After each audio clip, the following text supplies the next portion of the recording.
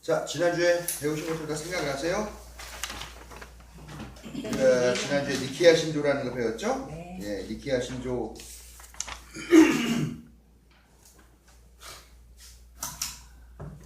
니케아 신조를 배워 있고, 니케아 신조에서 제일 중요한 것은 니케아라는 회의에서 결정된 내용들을 반영한 신앙 고백문이다.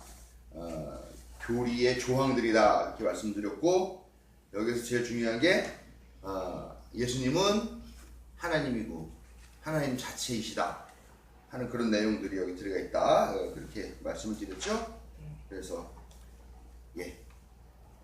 그 니케아 신조가 한국 기독교, 한국 개신교의 어떤 그 정체성을 결정하는 아주 중요한 신학적 요인이 세 가지가 있는데 그 중에 하나다. 그렇게까지 이제 말씀을 드렸습니다.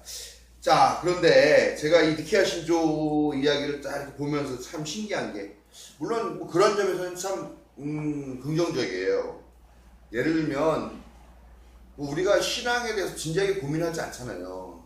하나님이 있다고 하더라. 하나님 믿으면 구원을 받는다고 하더라. 그러니까 우리가 그냥 하나님을 믿는 것이지, 사실 그럼 하나님은 어떤 분인가, 하나님과 예수님과의 관계는 어떤 것인가, 사실 우리 이런 거 고민하지 않아요. 그냥 목사가 가르쳐 주거나 아니면 교회 학교에서 배운 대로 그냥 암송하고 받아들이죠. 근데 이 사람들은 어쨌건 이걸 가지고서 되게 진지하게 고민했다라는 건 참 높이 평가해야 될 일이라는 거죠. 하나님은 어떤 분일까? 왜 예수가 우리의 구원자가 될 것인가? 그 예수님께서 우리의 죄를 대신 구속해 주셨다고 하는데 그 구속의 원리는 무엇일까? 이런 거에 대해서 되게 진지하게 고민하는 그런 부분은 참 좋다. 그러나 한 가지 문제가 있다는 거죠. 이 사람들이 계속 자기네가 갖고 있는 그 논리에 맞추기 위해서 하나님을 계속 그 틀 안에다 집어넣는다라는 거예요. 예를 들면 그런 거죠. 하나님이라는 엄청난 분을 상대로 인간이 엄청난 죄를 지었는데 그 죄를 지은 대상이 너무나 엄청난 분이기 때문에 이 사람이 스스로 이 죄의 값을 해결하지 못한다. 그럼 이 죄를 누가 해결할 것이냐? 그럼 하나님 자신이 해야 된다. 그럼 하나님 자신이 그래서 땅으로 내려와서 인간의 모습을 입고 그래서 십자가에 달려서 어린 양같이 희생 제물로 바쳐졌기 때문에 인간의 죄가 다 사해졌다. 어떻게 보면 참 그럴듯하고 뭔가 아기가 탁탁 맞는 논리이긴 합니다만 한번 그렇게 생각할 수가 있죠. 아니, 하나님이 하시려고 그러면 그냥 하면 되는 거지. 예? 하나님이 내 맘이야. 인간의 모든 죄는 오늘부터 없어. 마치 우리나라 대통령이 사면복권 시켜주는 것처럼. 인간도 그렇게 하는데 왜 신이 그렇게는 못한다는 거예요. 그러니까 어떻게 보면은 하나님에 대해서 이 기독교 개신교 교리에 대해서 막 끊임없이 기독교 교리에 대해서 연구하고 고민하고 깊이 관심을 갖는 것까지는 좋았지만, 그러나 결국은 그것이 하나님을 인간의 논리, 인간의 틀 안에 가두어 놓는 결과는 아니었던가 하는 반성을 하게 된다는 거죠. 뭐 이 지구상에 있는 모든 공기를 다 담을 수 있는 그릇이 없잖아요. 근데 우리가 인간이 마치 그 큰 하나님을 자기의 이 머리, 자기네들이 만들어 놓은 그 철학과 그 신학 안에 다 담을 수 있다라는 그런 착각을 하면서 이런 논쟁들, 어떻게 보면 참 쓸데없는 논쟁이잖아요. 예수님은 오셔가지고 가난한 사람들의 친구가 되어주고, 가난한 사람들과 함께 해주고, 그들의 병을 치유해주고, 그들과 동행하고 하는 그런 사역을 하다 가신 분인데, 그런 사역을 어떻게 하면 더 잘할까를 연구하는 것이 아니라, 이 예수의 죽음은 뭐 그런 종교적인 속죄의 죽음이다. 그리고 우리도 부활할 것이다. 이런 식으로 어떤 교리, 그 교회의 틀, 교회가 운영되는 그런 원리를 만드는 그런 것을 치중한 것들은 상당히 우리 어떻게 보면 그것도 하나의 교만이다. 그리고 그런 것들을 이렇게 쟁취해 나가는 과정들이, 그래서 뭐 세속적인 권력, 황제의 권력들과 결탁을 하기도 하고, 그 안에 인간적인 테러들도 하고, 막말과 고성이 오가고 하는 방식으로 만들어진 것이 지금 우리가 정통으로, 그걸 고백하면 정통이다라고 인정받는 그런 방식이다라고 하는 것은 우리가 한편으로는 참 부끄럽게 되돌아봐야 될 그런 내용이다라는 거죠. 자, 다음 사도신경으로 넘어갑니다. 사도신경. 사도신경은 4세기경 고대 로마 신조라는 것이 있는데 이것들을 수정해가지고 서방 로마 교회가 채택한 신앙 고백이다. 니케아 신조는 동방 교회에서, 그러나 사도신경은 서방 교회에서 그렇게 채택한 것이다. 그리고 로마 카톨릭과 개신교가 일반적으로 사용하게 되었는데 그 중에서 개신교는 특히 매 주일날마다 이것을 신앙 고백이라고 하는 말로 고백을 하고 이것으로 나의 신앙이 맞다라고 하는 스스로의 자기 검증을 받는 그런 시스템이라는 거죠. 우리 교회는 사도신경을 고백하지는 않고 있습니다. 예. 자, 여기 한번 내용 나와 있는데 한번 오래간만에 한번 읽어볼까요, 우리? 네. 뭐 다 외우시긴 하겠지만 근데 내용은 좀 달라요. 저 안에 책 한 권 있는 것 같다. 오래간만에 하는 거지.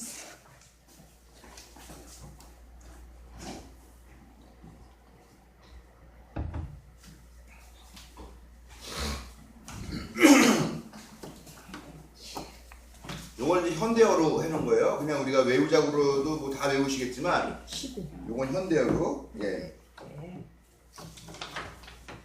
시작. 나는 전능하신 아버지 하나님 천지의 창조주를 믿습니다. 나는 그의 유일하신 아들 우리 주 예수 그리스도를 믿습니다. 그는 성령으로 잉태하여 동정녀 마리아에게 나시고 본디오 빌라도에게 고난을 받아 십자가에 못 박혀 죽으시고 장사된 지 사흘 만에 죽은 자 가운데서 다시 살아나셨으며 하늘에 오르시어 전능하신 아버지 하나님 우편에 앉아 계시다가 거기로부터 살아있는 자와 죽은 자를 심판하러 오십니다. 나는 성령을 믿으며 거룩한 공교회와 성도의 교제와 죄를 용서하는 것과 몸의 부활과 영생을 믿습니다. 아멘. 네, 요게 바로 지금 현재 기독교 또 개신교에서 가장 정통적인 정통한 신앙의 표준이다라고 이렇게 얘기를 하는 겁니다. 자, 여러분들 보면은 뭐 다 동의하시죠? 예. 그런데 그런 동의하는데 과연 우리가 개신교인으로서 기독교인으로서 나의 신앙을 스스로 증언하는 데 있어서 꼭 들어가야 될 내용이 이것밖에 없을까 하는 건 어떻게 생각합니까? 보면은 하나님에 대한 이야기가 나오고요. 그 다음에 아들에 대한 이야기가 나와요. 그 다음에 성령에 대한 이야기가 나오죠. 그 다음에 공교회, 그 다음에 성도의 교제에 대한 이야기가 나오고 죄를 용서받는 것, 그 다음에 부활과 영생에 대한 내용들이 주로 들어가 있다라는 거죠. 자, 그런데 뭐 다 좋습니다. 뭐 다 좋은 얘기죠. 거룩한 교회와 성도의 교제, 죄를 용서받는 거 다 좋은데 여기서 가장 많은 부분을 차지하는 것은 아들에 대한 부분이에요. 그래 이제 셋째 줄부터 일곱째 줄까지가 다 아들에 대한 이야기죠. 근데 이 아들에 대한 이야기는 무엇이냐 보면은 중요한 게 잉태되었다라는 내용하고 어머니가 동정녀인데 동정녀가 마리아라는 여자였고 이 여자에게 낳았다라는 거. 그 다음에 폰티우스 필라투스 본디오 빌라도라는 사람에게 고난을 당했다. 그 다음에 십자가에 못 박혀 죽었다. 그리고 장사되었다.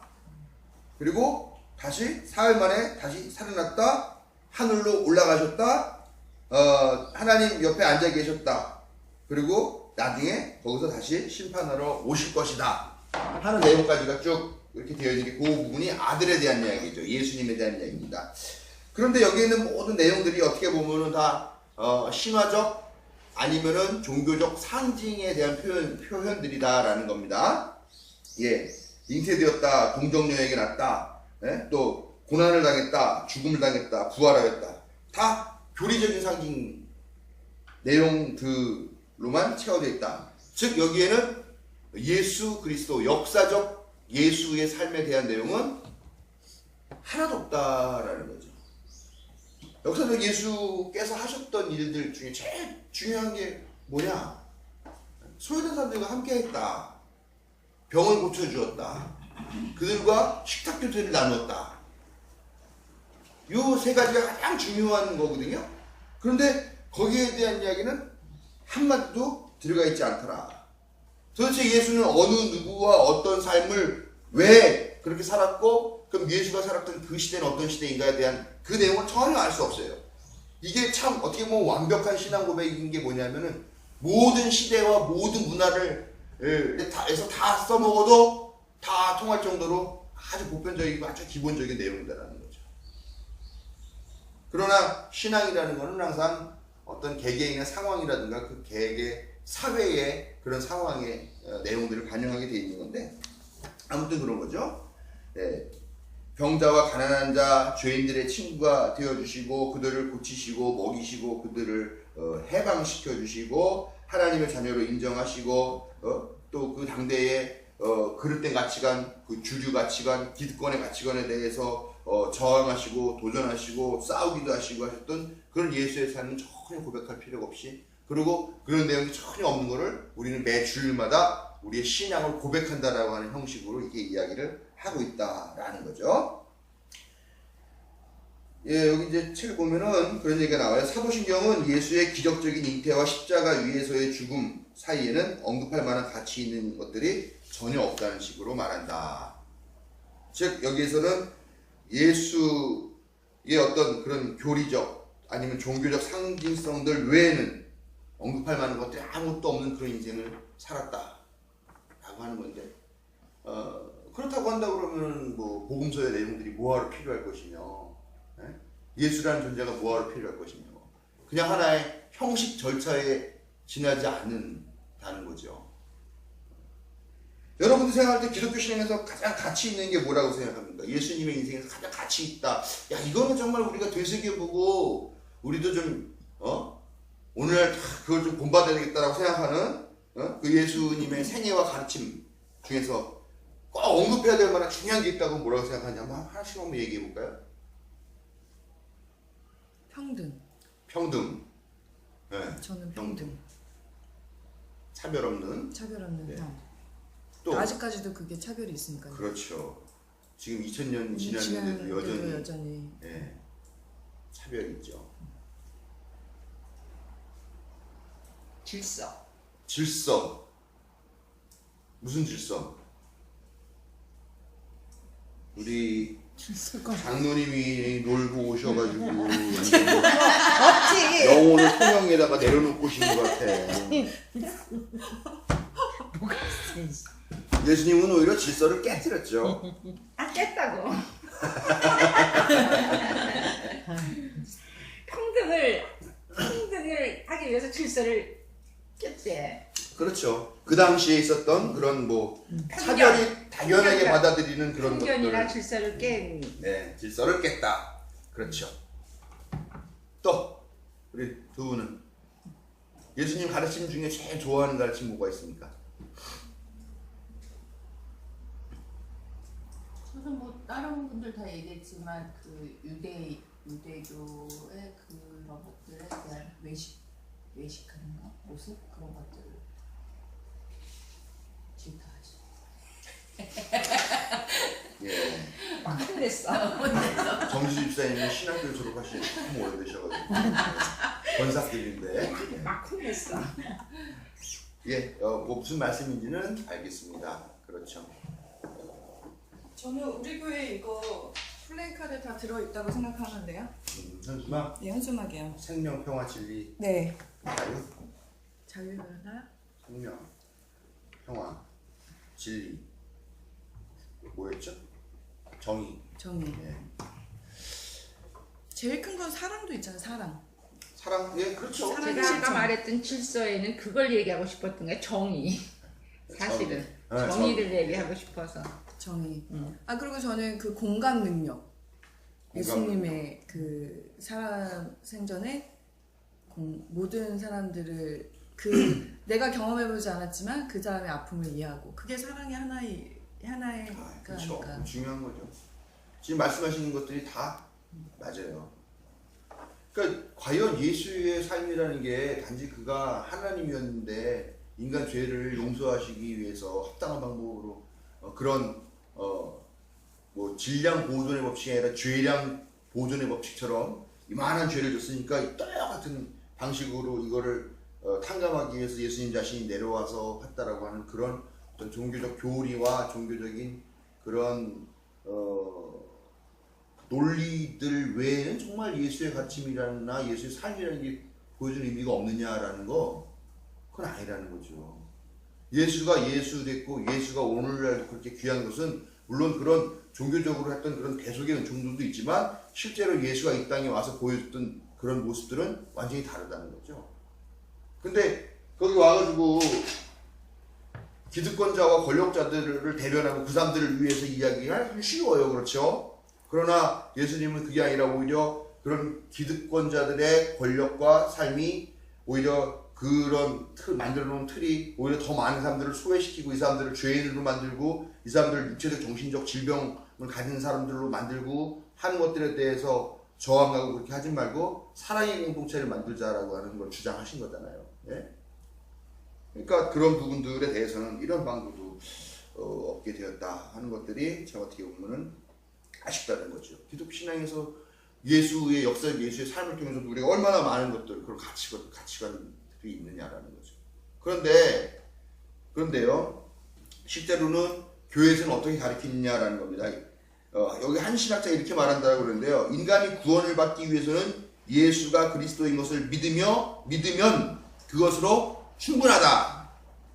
단지 기독교인이 믿는 예수가 허구이거나 아니면 유령이거나 아니면 소설이 아니라는 것을 입증하기 위해서 정말로 예수가 태어났었던 적이 있고 본디오 빌라도라고 하는 실질적인 역사적인 인물에 의해 가지고 고난을 당하고 죽었다라고 하는 그런 형식적 사실만 있으면 됐지 예수의 삶 자체는 아무 의미가 없다라는 식으로 신학자가 얘기하고 교회에서 많은 목사들이 그렇게 이야기를 하고 있다라는 겁니다. 그럼 완전히 이게 하나님을 나는 사기꾼으로 만드는 것 같다라는 거죠.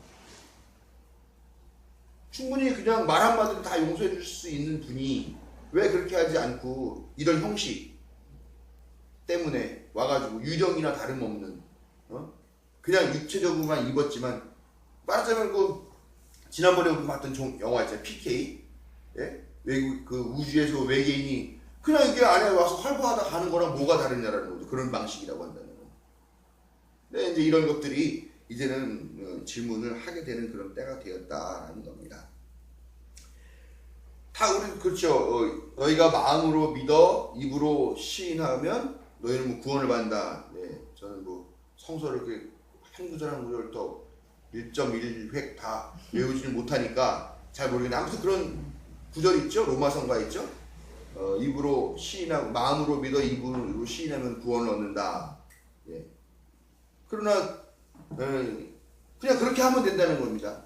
개신교회는 역사적 예수에서 알 필요도 없고 그냥 믿고 아멘을 받아들이고 하면은 그 사람은 이미 구원을 받았다. 이것이 신앙에서 필요한 전부다라고 그렇게 너무나 오랜 시간 동안 교회에서 가르치죠. 믿음하고 삶하고는 전혀 별개라는. 그렇죠. 그러니까 사는 건 마음대로 살아도 되고 이미 구원을 받 천국은 보장받았다는 식의 원리잖아. 이렇게 그렇게만 따진다. 그게 옛날에 사실 있었던 건데요. 이단으로 규정이 되는 거예요. 여러분 아마 공부하면서 많이 들어보셨을 텐데 영지주의라는 거죠. 영지주의.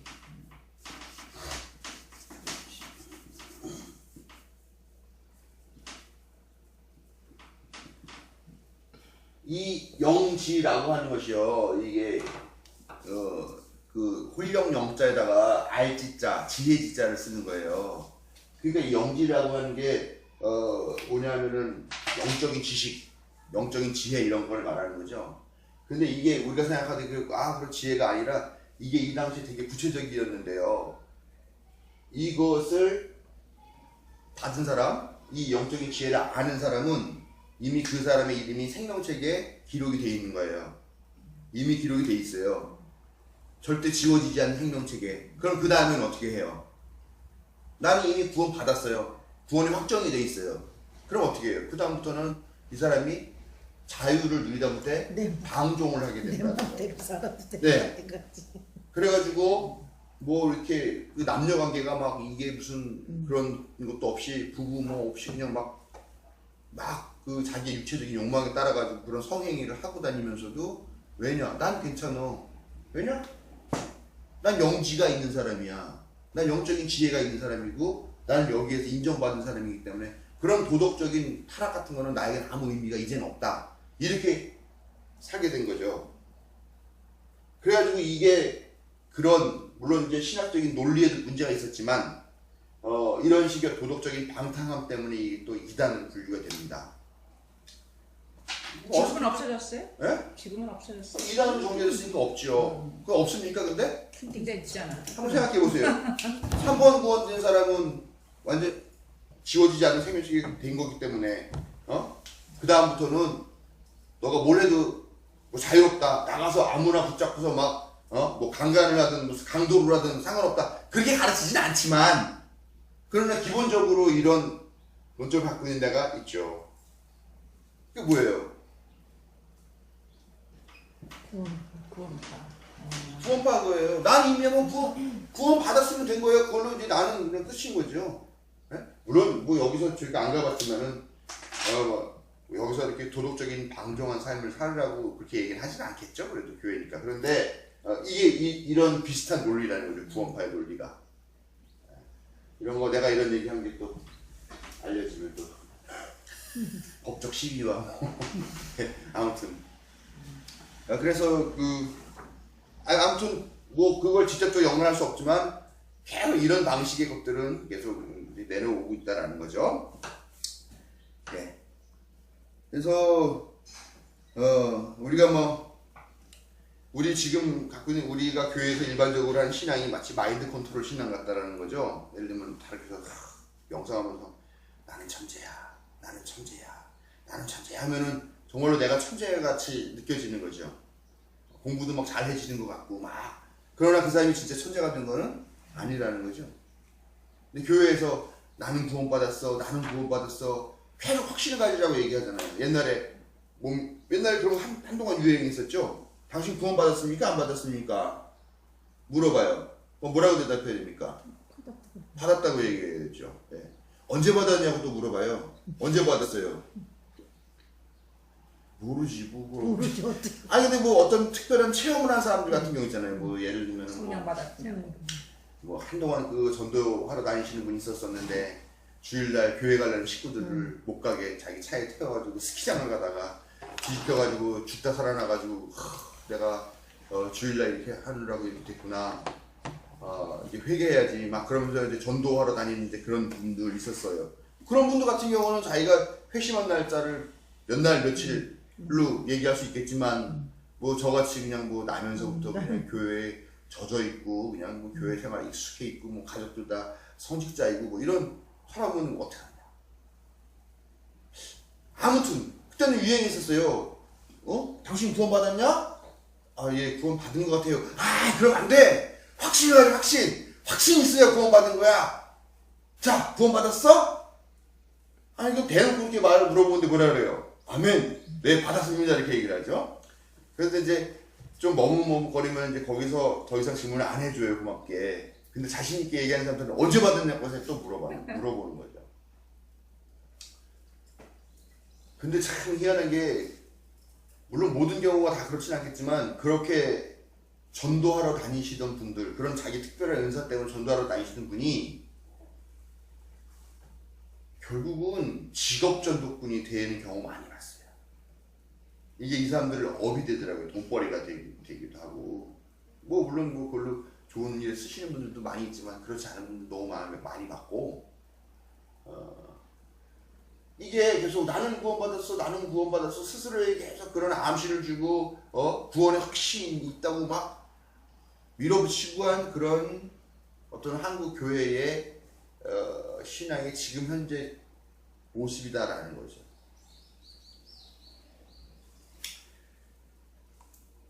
그렇기 때문에 이제 확신이 요구가 되는 건데요. 네, 아무튼 그래서 이 사도신경이라고 하는데 이제 이런 문제가 있는 거죠. 예. 아무튼 이 사도신경에도 우리가 인간적으로라도 공감하고 또 본받을 수 있는 그런 역사적 예수의 모습은 하나도 반영이 되지 않고 교리로서의, 믿음으로서의 믿고 입으로 시인하면 구원받는다고 하는 그런 신앙의 원리에 의한 내용들만 들어있어서 그냥 그렇게 되어 있다라는 거죠. 자, 3번 사형리. 사형리는 들어보셨나요? 사형이라는 말 들어보셨어요? CCC는 들어가요. CCC, 예. CC라고 대학생 선교회죠. 예, 여기서 만든 사형리, 말 그대로 네 가지 영적 원리라는 뜻입니다. 여기 영자가 나왔네요. 영자. 여기 영지주의 영자가 똑같은 거죠.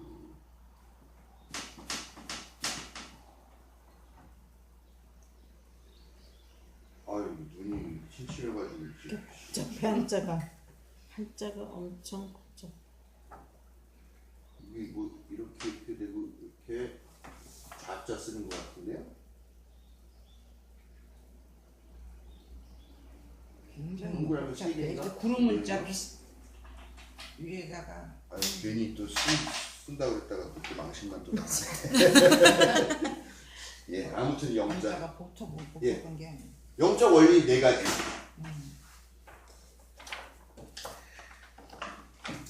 자, 여기 보면은 대학생 선교회에 창설한 빌 브라이트라는 박사가 대학생 선교를 위해서 만든 거죠. 예. 그래서 요 네 가지 핵심 요약 딱 돼 있고 요 네 가지의 원리를 중심으로 해서 뭐 설명이 좀 더 붙기도 하고 그러는데 아무튼 한국에도 한때 요즘도 전도지를 보면 그런 게 있어요. 이렇게 반적한 전도지가 사형리에 기초해서 그 신앙 예수 믿어야 된다라고 하는 그런 내용을 담고 있는 그런 전도지가 지금도 있고요. 여기 13쪽에 있는 요 그림이 그 전도지의 한 면, 사형리에 대해서 아주 짧게 요약해 놓은 그거를 제가 이렇게 갖고 온 거고요. 네. 그 뭐 간단해요. 전도할 때 써야 되는 거기 때문에 그냥 뭐 지나가는 사람 붙잡고서 얘기하는 거죠. 잠깐 저랑 얘기하실래요? 도에 관심 있으십니까? 그 짧은 시간, 저 됐어요, 바빠요. 그 짧은 시간에 설명해야 되는, 그러니까 아주 요약적으로, 핵심적으로 그렇게 만든 게 사형리라는 거죠.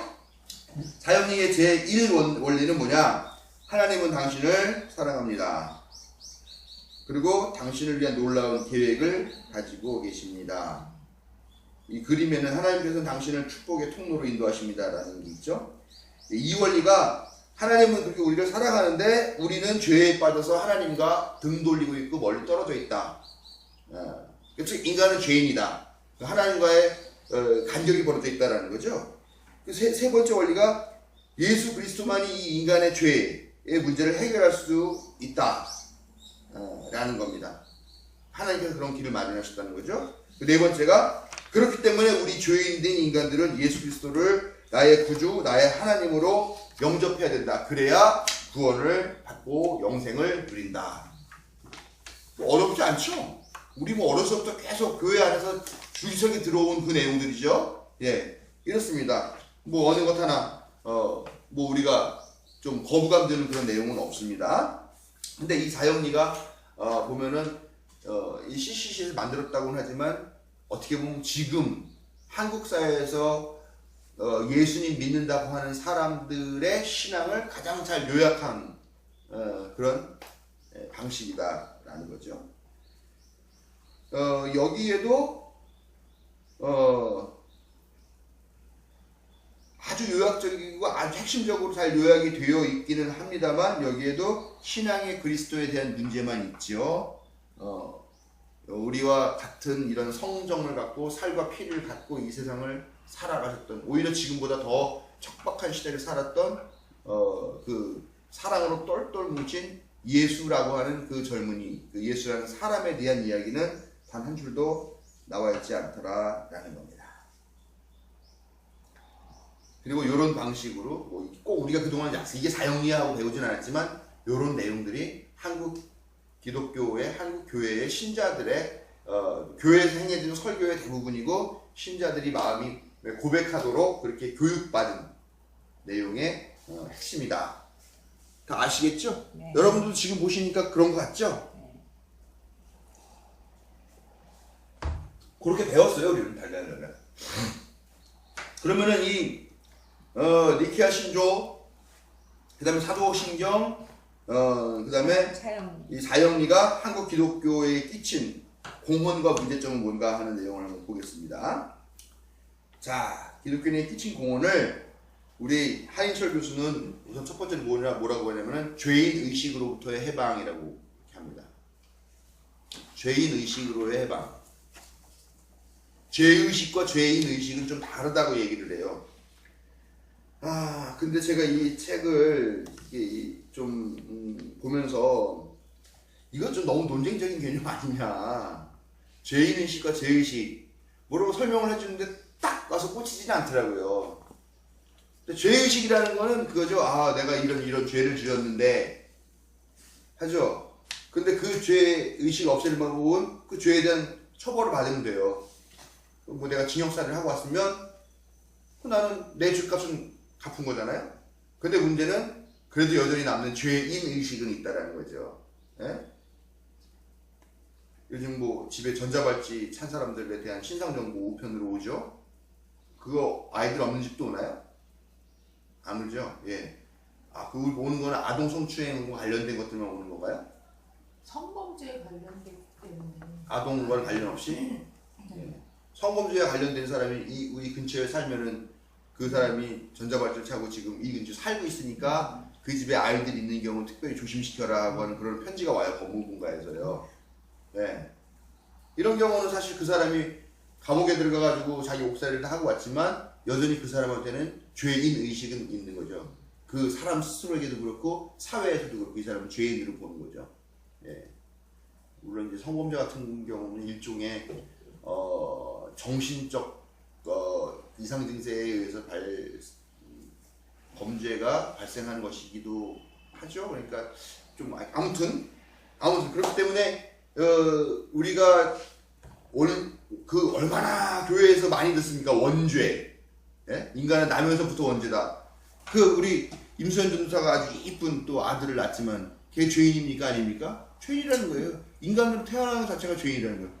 걔는 뭔 죄야? 왜 태어나가지고 그 죄인인데 교회에서는 이런 식으로 많이 가르쳤다라는 건데 아무튼 네. 그런데 우리는 그런 죄인이지만 예수 그리스도께서 오셔서 우리가 그걸 믿고 그 보혈 능력을 믿음으로써 우리가 더 이상 죄인이 아니라 뭐가 되냐? 하나님의 자녀가 되더라. 이렇게 함으로써 우리가 갖고 있는 어떤 그런 죄의식, 죄인의식으로부터 우리를 해방시켜주는 그런 긍정적인 역할을 했다라고 하는 거죠.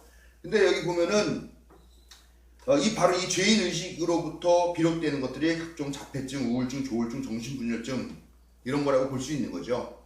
예? 근데 이런 데에서 그래도 기독교가 상당히 긍정적인 역할을 해준다는 겁니다. 그래서 우선 종교를 갖지 않은 사람들에 비해서는 훨씬 더 이런 역할들을 완충해줬다는 거고요.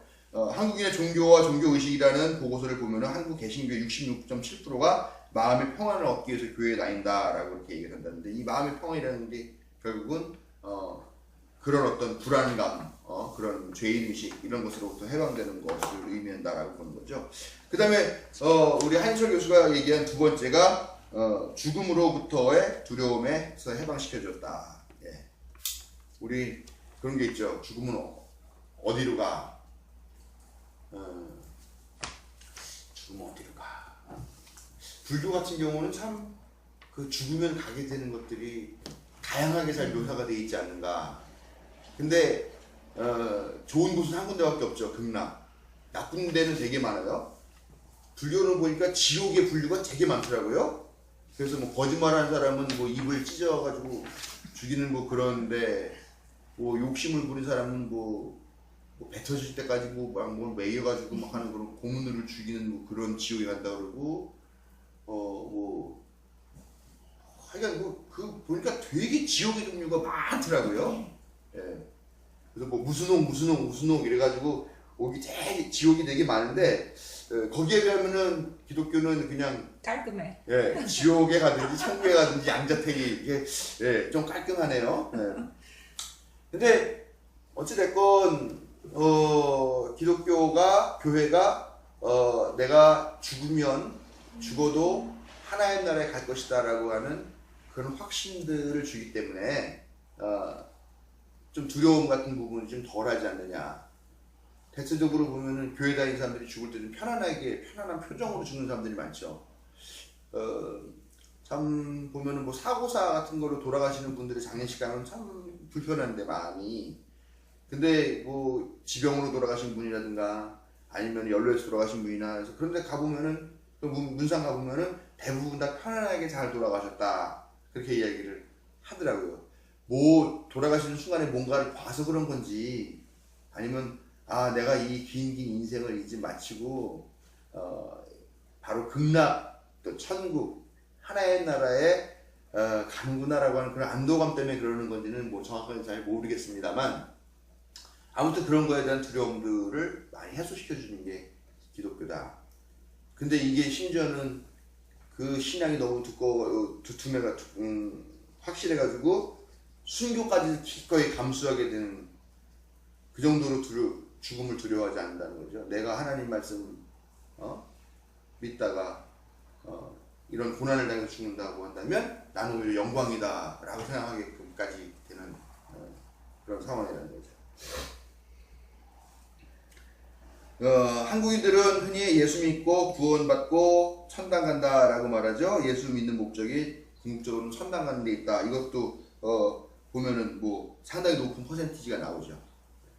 우리 장로님도 사실은 제가 처음 만났을 때 별로 천당 이런 거 별로 그렇게 관심 없는 것 같은데 점점 천당에 대한 관심이 많아지는 것 같아요. 저도 그렇겠죠. 아마 이제 점점 그날 피할 수 없는 그날이 다가오게 된다 그러면은 그래도 역시 천당 그런 두려움들 그런 생각들 들지 않겠는가. 지금은 뭐 천당이 있어? 뭐 천당 뭐 그러게 천당이라는 거 안 가도 돼 이렇게 말을 함부로 할 수 있지만 그러니까 이제 점점 더 연세 드신 분들에 대한 이야기에 좀 귀 기울이게 되고 하는 것들이 있는데 이 천당의 존재가 우리가 죽음을 두려워할 수 있는 그런 출구 역할들을 해 주었다라는 거죠. 요게 이제 한철 교수가 말한 끼친 공헌이라고 생각하고요. 저는 한번 생각해 봤어요. 그러면은 이 세 가지 이 니케아 신조, 사도신경 혹은 사형리 등등 즉 신앙의 그리스도를 중심으로 놓는 교리와 뭐 신앙, 신학 이 한국 사회에 끼친 공헌은 뭘까? 저는 그런 것들이 있는 것 같아요.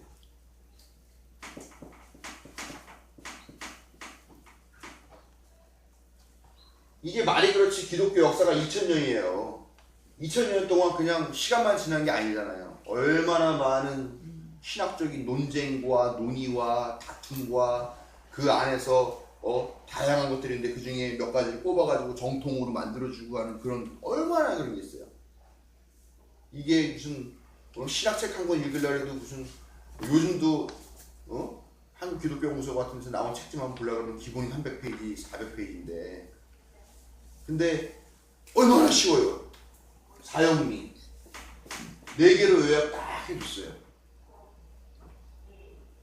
또 쉬우니까 빨리 우리가 그 교리, 그 신앙의 핵심에 대해서 딱 받아들일 수가 있게 되죠. 신앙의 핵심을 금방 빨리 파악할 수 있게 한다고요. 거기다가 확신 강조하죠? 확신 강조합니다. 구원학시 있느냐 없느냐? 아니 이렇게 쉽게 이렇게 빨리 알려줬는데 확신을 갖지 못한다? 그럼 안 된다라는 거죠. 옆에 있는 사람들이 다 확신 갖고 있어요. 이렇게 쉽게 빨리 이렇게 해주는데도 확신 못 갖느냐? 그리고 성도들을 결속시키는 역할을 했다라고 봅니다. 제가. 그렇죠. 쉽게 빨리. 그리고 중요한 게 신앙의 그리스도 신앙에서 제일 중요한 거는 결국은 뭐라 그럴까요? 자기 존재가 특별하다고 하는 느낌이 있죠. 네? 나는 특별하다. 왜 특별해? 하나님이 나를 선택한 난 특별한 존재다 라고 하는 게 있어요. 그러다 보니까 우리는 그런 특별한 사람들의 모임이야 라고 하는 그런 이렇게 우리들끼리라고 하는 마음이 생기면서 이게 결집하고 결속하는 데 역할을 많이 했지 않는가 라고 생각을 합니다. 그러고 이렇게 하다 보니까 나는 특별한 존재야, 우리는 특별한 존재야 하고 하다 보니까 이게 아주 매우 강력한 헌신성으로 나타나는 거죠. 헌신성.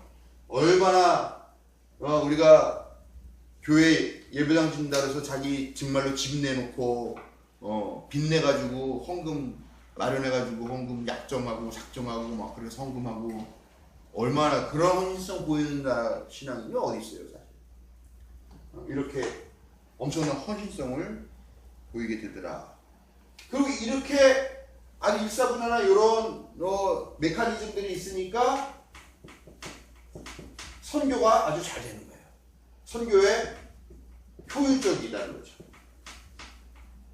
그래서 가장 한국교회가 부흥하던 때가 70년대 후반부터 80년대까지인데 이때 지금 전 국민의 4분의 1, 4명 중에 1명은 기독교인이라고 얘기할 정도로 교세가 엄청나게 급증하게 되고 하는 이렇게 선교적인 효율성이 있더라.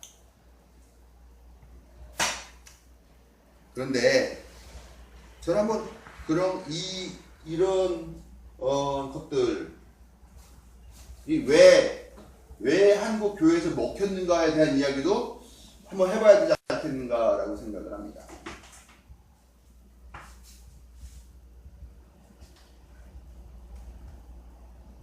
이거를 사형이나 아니면은 뭐 사도신경이라는 거랑 제외하고요. 한번 요거 쉽게 빨리 결집결속 특별하다. 요런 키를 가지고 한번 생각해 보세요. 요 단어들의 느낌들을 가지고 보세요. 70년대, 80년대가 한국교회가 본격적으로 성장하기 시작한 때라 그랬죠. 그래서 90년대 후반까지 폭발적으로 성공을 하고 지금은 꺾였습니다. 성장을 막 이렇게 해가는데 이게 지금 꺾이기 시작했어요. 몇 년 전부터요. 더 이상 이제 4명 중에 1명 기독교인 아닙니다. 이제는요. 자, 70년대, 80년대, 90년대 이때 우리 시대 어떤 시대였어요? 이때 이제 비로소 보릿고기에 벗어나고 잘 살아보세, 예? 마을 개간하는 새마을 운동 같은 거 하고 중공업 발전 막 하면서 막 한국 사회가 되게 역동적으로 막 경제 개발 발전 이런 걸로 막 시달리던 그런 시대였습니다. 그렇죠. 그 맥락과 같이 기독교가 같이 성장하는 거죠. 한국 사회의 이런 성장 발전, 개발, 요 곡선과 정확하게 한국 교회의 성장 곡선이 일치합니다. 자, 70년대, 80년대 새벽종이 울렸네, 새 아침이 밝았네, 너도 나도 일어나 닥치는 대로 일하세. 빨리빨리. 이 빨리빨리라는 말은 한국말임에도 불구하고 영어 사전에 이게 등재가 됩니다.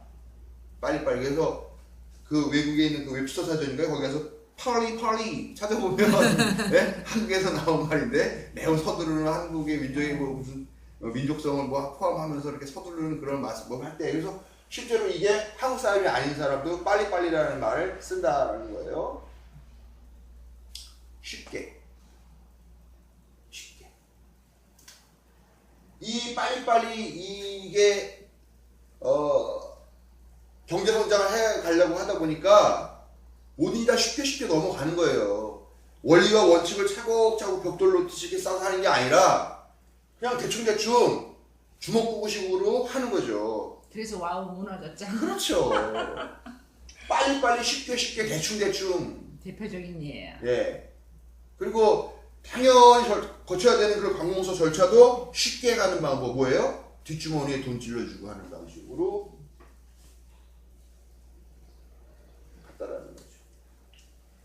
결집 대단하잖아요, 우리. 예?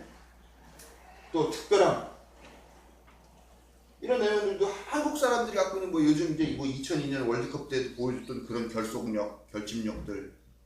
그러면서 그렇게 하는 민족적으로 하는 그런 것들을 한국 사회가 하나의 미덕으로 여긴다는 거죠. 금모으기. 네, 금모으기도 그렇죠. 그래서 만약에 그런 거에 대해서 비판하는 관점을 갖는다 그러면 그 사람은 그 사회에서 왕따 같은 대우를 받게 되기도 하고 그런다는 거죠. 네? 특별하고, 우리 민족 특별해. 정말 지혜로운 하고 반만년 역사 이런 거 사실 어느 나라는 다 그렇긴 한데요. 이게 어떻게 보면은 교회 안에서만 있었던 것이 아니라 한국 사회의 70년대 후반부터 80년대까지 한국 사회를 움직였던 키워드라고 하는 거죠. 근데 여기에 어떻게 보면 우리 한국 개신교 신앙이 갖고 있는 이런 신앙의 형태, 신앙의 고백 이런 것들이 다 요 원리 안에 응축되어 있다. 그런 건 아니냐라고 저는 평가하는 겁니다. 네, 오늘 여기까지 하겠습니다. 맞는 것 같아요. 맞는 것 같아요? 응. 되게 빨리 끝나는 것 같아. 질문 혹시 있으세요?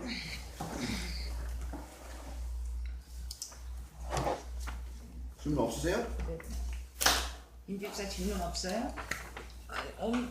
아니 오늘은 질문하면 너무 또 집중을 너무- 안 하신 것 같아요. 아 갑자기 예. 아니 저는 그 죄의식 있잖아요. 네. 죄인의식. 근데 뭐 이게 뭐 우울증 뭐 아까 뭐 얘기하신 거 다른 사람 뭐 그런 거로부터 우리가 해방됐다는 거잖아요. 인간의 삶. 근데 어차피 기독교가 아닌 사람들은 내가 죄인이라고 생각하지 않잖아요. 좀 그런 생각했거든요. 근데 이제 꼭 그게 기독교인들만 그런 게 아니라 예를 들면은 뭐 그 성선설, 성악설이라든가 예를 들면 그런 방식으로 다양하게 인간이 갖고 있는 한계에 대한 그런 자기의식들은 분명히 있죠. 그리고 사실 뭐 이렇게 세상 살아갈 때 사람들을 볼 때 아 역시 인간은 역시 사랑할 줄 알고 서로 나눌 줄 알고 하는 그런 사람이야라는 생각보다는 아휴 인간 새끼들이라는 게 다 그렇지 뭐 이 세상에서 인간만 없어지면 지구가 되살아 뭐 이런 얘기들도 하고 근본적으로 그런 인간에 대한 인간 본성에 대한 그런 불신들이 있는 사람들이 꽤 적지 않다. 그리고 근데 또 제일 결국- 싫어하는 게 그거예요. 전도할 때 당신은 죄인이 하나님 맞아. 당신을 그거 위해서 말하는 거 되게 싫어하잖아요. 죄를 사. 내가 왜 죄인이야? 일반 사람들은. 내가 왜 죄인? 너 죄 많은 너나 믿어라. 막 그러는 사람들. 결국은 죄인의식이라는 게 인간의 본성의 문제로 들어가야 되는 게 맞는 것 같아요. 죄인의식이라고 하면 좀 난 다른 사람들을 봤을 때는 나는 그렇게 생각하지 않을 거다라고 생각하는 사람들이 많은 것 같아요. 그쵸, 이거는 뭐 개신교에서 이 교수님이 책을 쓰면서 해석하고 했던 부분이기 때문에 그렇다고 볼 수 있는 거고요. 예, 근데 어쨌건 우리가 일반적으로 한번 본인을 생각해 볼 때 나는 인간을 긍정적으로 보고 있느냐 아니냐를 보라는 거죠. 대부분의 사람들이 자기에 대해서는 상당히 긍정적인 평가를 하지만 그러나 다른 사람들이 뭔가 잘못을 저지르거나 실수를 하거나 할 때는 아유 인간 새끼들이 그렇지라는 식으로 약간 부정적인 기운을 보게 되는 경우가 상당히 많이 있는데 그런 부분들일 거라는 거죠. 네. 뭐 그거는 뭐 근데 하여간 저도 아까 얘기했듯이 이 죄인의식이라는 거는 약간 저도 읽으면서 이건 상당히 논쟁거리가 될 수 있는 그런 글을 왜 쓰셨을까라고 생각했던 부분이에요. 새로 개정에 대해서 나온 책이 또 들어가 있을지 안 있을지 뭐 분명히 들어가 있을 것 같아요. 본인은 이 부분이 상당히 좋은 지적이라고 생각하시는 것 같아서 들어가 있을 것 같은데 예. 아무튼 저는 약간 좀 이해하기도 조금 어려웠었고 세대의 문제일 수도 있겠다는 생각이 들어요. 왜냐하면은 장로님, 권사님 세대는 인간이 죄인이다, 인간이 원죄를 갖고 있는 죄인이다에 대해서 그거는 부정하지도 않고 무조건 그건 진리로 이미 받아들인 세대예요. 그렇죠. 예, 근데 우리 임집사쯤으로 이렇게 내려오게 되면은요. 감사합니다. 알게 바로- 해주셔서 이렇게 예, 여기 세대가 내려오면은 내가 왜 죄인이지? 아까 얘기했듯이 그러면 차올라 동생 깜짝이는 태어나자마자 걔는 죄인이야? 이거 말이 안 되잖아. 약간 이런 방식의 생각들이 여기 있는 거죠. 근데 이제 이런 생각을 기성교회에서는 네가 믿음이 없어서 그래, 네가 신앙이 없어서라고 이야기를 하는 방식이라는 거죠. 근데 그렇게 말하는 사람들도 대부분 권사님, 장로님의 세대와 같이 신앙생활했던 그 세대. 이게 제가 보기에는 신앙도 분명히 세대 차이가 있어요. 예. 근데 그 세대 차이가 일반 사회에서는 어떤 방식으로든지 극복될 수 있는 그런 게 있지만 교회 안에서는 그거를 극복하는 게 너무 어렵기 때문에 젊은 사람들이 교회에 붙어 있지 않는 거라고 저는 생각해요. 다 뭐 아버지, 삼촌, 큰아버지 그런 사람들이 다 모여 있죠. 어렸을 때 쭉 봐왔던 사람, 친구네 아버지, 친구네 삼촌, 친구네 고모 이런 식으로 딱 있으니까 나한테 부당한 이야기를 하기도 쉽고 그 부당한 이야기에 대해서 내가 거절하기는 어렵고 이런 정서들이 교회에도 많지 않나라고 저는 생각을 해요. 그렇기 때문에 교회에서 예를 들면 이런 거예요. 죄인, 야 인간의 원죄가 있기 때문에 남에서부터 죄인이야라고 너무나 당연하다고 생각하는 세대는 그렇게 얘기를 해요. 근데 젊은 세대들은 아니 제가 뭐 잘못했고 제가 뭘 그렇게 잘못했다고 죄인이에요. 그리고 내가 태어나고 싶어서 태어났어요라고 이야기를 한다는 거죠. 그 이게 어른들 세대에서 볼 때는 이 생각부터가 이게 막이 들린 거야. 예? 그치. 예, 신앙심이 없는 거고 사탄이야 사탄. 이런 논쟁들. 예. 옛날 우리는 뭐만 하면 저 사탄이라고 그랬잖아. 그랬죠. 예. 저도 많이 들었습니다. 신학. 그래서 저는 이 문제를 목사님이 말한 것처럼 인간의 본성의 문제로 좀 더 깊게 들어가면 젊은 세대들은 좀 이제 그거로부터 이해를 하게 되고 이제 좀 이제 기독교면 이제 그 종교로 더 들어갈 수 있다라는 생각이 들었어요. 죄 의식으로 다가가기보다는. 예. 네. 자, 우리가 기독교를 자꾸 예수, 하나님, 뭐 구원, 십자가 이런 걸로 자꾸 우리가 국한시키고 거기에 생각이 매여 있어서 그렇죠. 종교 혹은 하나님의 궁극적인 목적은요, 우리가 사람답게 사는 거예요. 우리의 본성을 제대로 깨닫고 그 본성을 최대한 살려서 그 에너지로 살아가게 하는 것이 모든 종교의 기본적인 목적이고요. 하나님도 그거를 원하시는 거죠. 근데 그게 응축된 게 그런 인간의 본성이라고 응축된 게 흙으로 자기 형상 따라 사람을 만드시고 즉 니네는 나. 그러니까 우리는 그 인간의 본성이 뭘까? 그 본성이 뭐 1, 2, 3, 4, 5, 6 해서 뭐 수백 가지가 되겠지만 그것을 한 가지 나라로 응축한다 그러면 그거는 하나님 형상. 그게 종교적인 언어거든요. 네. 그러니까 우리는 신앙생활을 할 때 어떻게 하면은 교리를 더 잘 외우고 기도를 주일 낮 예배 기도를 할 때 천지창조부터 요한계시록까지 어떻게 잘 요약할 것인가 하는 것을 우리의 신앙의 목표로 삼는 것이 아니라 어떻게 하면 내가 내 본성, 나는 누구인가, 어디로 왔는가, 어디로 갈 것인가에 대한 그런 본성에 대한 고민을 하고 그 본성에 맞춰서 살도록 하는 것이 신앙생활의 가장 궁극적인 목표다. 우리 교회도 목표가 그렇고 제 목회의 목표도 그런 거고요. 네. 됐죠?